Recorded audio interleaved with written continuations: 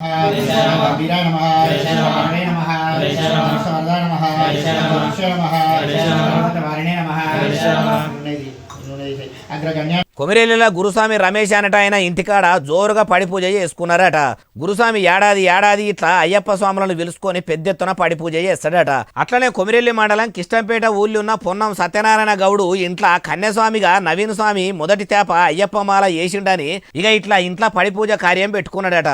గురుసాములు గదసాములు గంటసాములు కన్యసాములు అయ్యప్ప స్వాములు అంతా వచ్చి 18 పడిమెట్ల పూజలు చేసి దేవుణ్ణి కూసోబెట్టి పువ్వులు పండ్లు ఫలారాలు స్వామివారికి చూపెట్టి నైవేద్యాలు పెట్టి మంచిగా పూజలు సురువు చేసిర్రు. స్వాములు స్వయంగా వండిన భీక్షను కన్యస్వామి నవీన్ స్వామి నెత్తి మీద ఎత్తి ఇట్లా పాటలు వాడుకుంటా పేట తుల్లి ఆడుకుంటా ఎట్లా స్వామివారి దగ్గరికి తీసుకుపోతుర్రో చూడుండ్రి.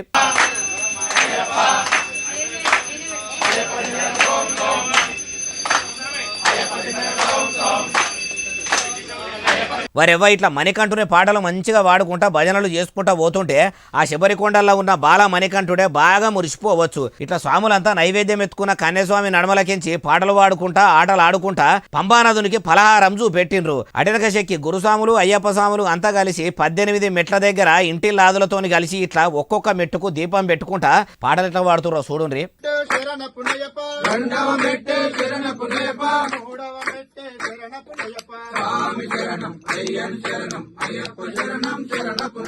స్వామివారికి ధూపదీప నైవేద్యాలు చూపెట్టి మనసారం మొక్కుకొని అటెనక సిక్కి స్వాములంతా కూసోని దీక్ష చేసిర్రు. ఇట్లా పడిపూజ పండుగకు అయ్యప్ప స్వాములే కాదు చుట్టుముట్టోళ్ళు చుట్టాలు పక్కాలు అంతా కూడా వచ్చి మణికంఠునికి మొక్కులు ముట్ట చెప్పిర్రట. అయ్యా బాలమణికంఠ నీ సల్లని సూపులు బాలన్న ముచ్చట్లు చూస్తున్న మీద కూడా ఉండాలే తండ్రి.